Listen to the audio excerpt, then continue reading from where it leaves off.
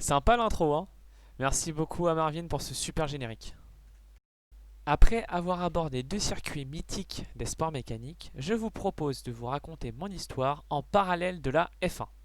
Tout cela a commencé il y a 26 ans, l'année 1994. Quelques jours après la mort d'un des plus grands champions, un prodige de la Formule 1, j'ai nommé Feu Ayrton Senna, qui courait sa troisième course avec William Renault. Comme un symbole cette année-là, c'est un futur grand, très grand, Michael Schumacher. Vous vous doutez, je n'ai aucun souvenir de cette période.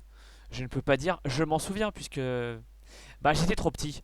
Alors oui, pour les 4 premières années, je triche un peu en racontant l'histoire de ces années-là. Histoire qu'on peut d'ailleurs retrouver sur internet. Heureusement. Mes premiers biberons, je les enchaînais comme les tours de piste des Schumacher, Hill, Frenzen, Alesi, Panis, Herbert, Coulthard, Hakkinen, Barrichello, et j'en passe. Les deux hommes forts du championnat étaient Schumacher et Hill. Ils se seront battus jusqu'à la dernière course. Imaginez un peu.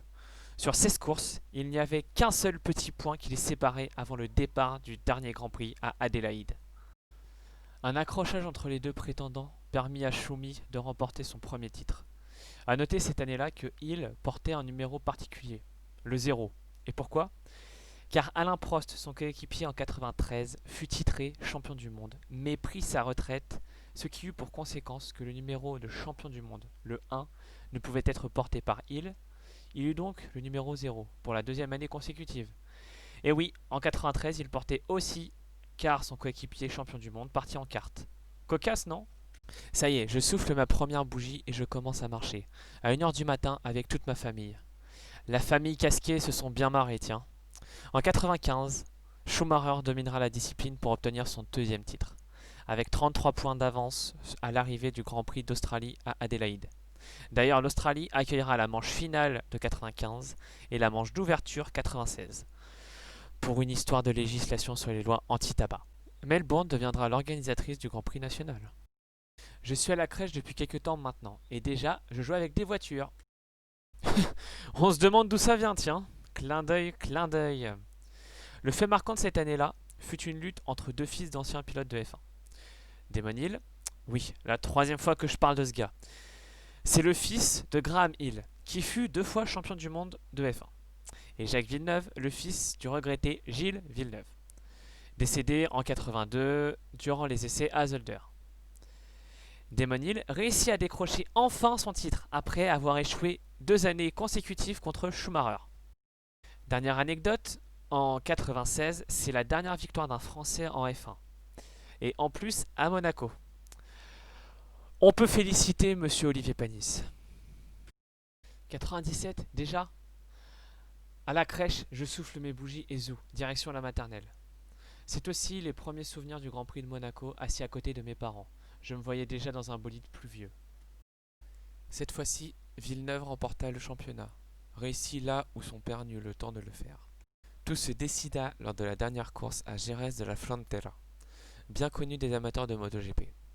Lors des qualifications, Schumacher sur sa Ferrari, Villeneuve et Frenzen sur leur Williams Renault réalisèrent le même temps, soit 1 minute 21 secondes et 0,72 millième. Villeneuve sera toutefois en pôle car il a réalisé son temps en premier. Suite à cette course, il y eut une controverse étant donné que Michael tourna quasiment sur Villeneuve, tandis que ce dernier allait le doubler. Les deux se percutèrent. Schumacher s'embourba dans le sable, alors que Villeneuve poursuivit sa course. Il termina derrière Hakkinen, dont c'est la première victoire, et Coulthard. Schumacher sera par la suite déclassé du championnat pour geste antisportif. Quelle époque! 98, c'est la victoire de la France en Coupe du Monde. Moi j'étais toujours trop petit pour m'en souvenir. Hakkinen sera sacré champion du monde cette année-là. 99, c'est pour moi la découverte du jeu vidéo.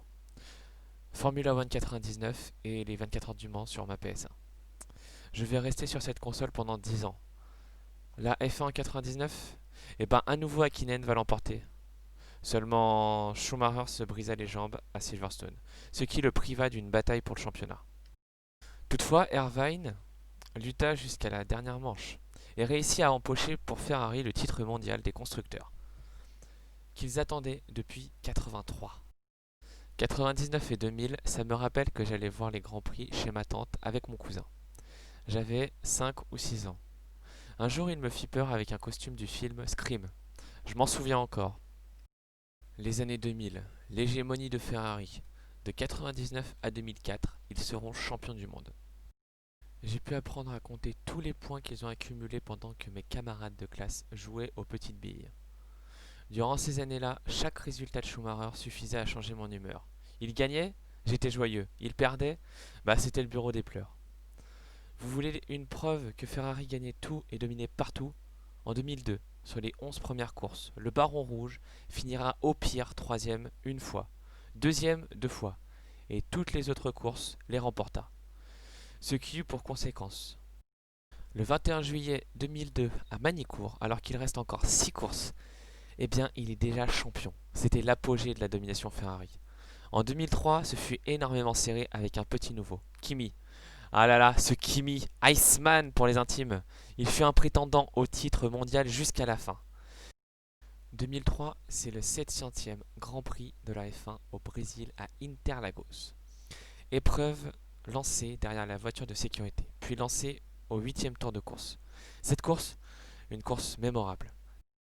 Des abandons, des dépassements et la première victoire de Fisichella en F1. L'année suivante, Ferrari écrasera tout comme en 2002. En 2005 et 2006, Alonso sera champion du monde avec Renault. Mais moi, j'étais pas content du tout. Bah oui, moi j'étais pour Ferrari, pas pour Alonso. J'étais même devenu un supporter de Raikkonen qui était prétendant au titre en 2005. Mais comme en 2003, il ne sera pas champion. 2006, je vais faire ma rentrée au collège. Ça m'empêche pas de continuer à aimer la F1. Enfin, j'ai beaucoup moins regardé les années 2006, 2007 et 2008. Pourtant, des années incroyables. La lutte entre Alonso et Schumacher jusqu'à la dernière course de la saison où le Baron Rouge, en ratant son départ, dut faire une remontée époustouflante, mais échoua à la deuxième place du classement mondial. Fin mémorable en 2008. Massa fut champion pendant 30 secondes, avant qu'Hamilton ne double le cinquième dans la ligne droite d'arrivée, ce qui lui permit d'être champion du monde pour la première fois. Le krach boursier de cette année-là, il provoqua l'année suivante le titre de Button. Enfin, Honda se retira de la F1 des suites de ses problèmes financiers. La saison 2009 est légendaire, une équipe hyper dominante en début de saison, mais qui par manque de budget prit les points nécessaires pour triompher. J'ai reçu sur ma PSP F1 2009. J'étais content de pouvoir courir virtuellement sur de nouveaux circuits. Un plaisir que c'était de courir sur l'Istanbul Park. Les Red Bull, arrivés en 2005 après le rachat de Jaguar par la boisson énergisante, auront rapidement gravi les échelons. Merci Monsieur New Way. Ferrari seront à deux doigts de remporter un titre en 2010 et 2012, mais Vettel sera sacré 4 fois champion du monde entre 2010 et 2013. En terminale, je passais mon bac option Formule 1. Le rêve. Ah là, les points bonus, je les aurais enchaînés. Je vous le dis, la dissertation, mais easy. Depuis 2014 jusqu'à présent 2020, les Mercedes dominent la discipline. Et moi, j'ai eu mon bac, fait 1 an d'études pour changer de voie, finir mes études supérieures et depuis 2017, je travaille dans un métier que j'aime. Je garde mon âme d'enfant en regardant ces gladiateurs modernes sur la piste. Il faut une part non négligeable de courage pour tourner avec des bolides développant quasiment 1000 chevaux. J'aurai toujours du respect pour ces pilotes, que ce soit le meilleur jusqu'au pire. Ils auront accompli quelque chose que je ne pourrai jamais réaliser.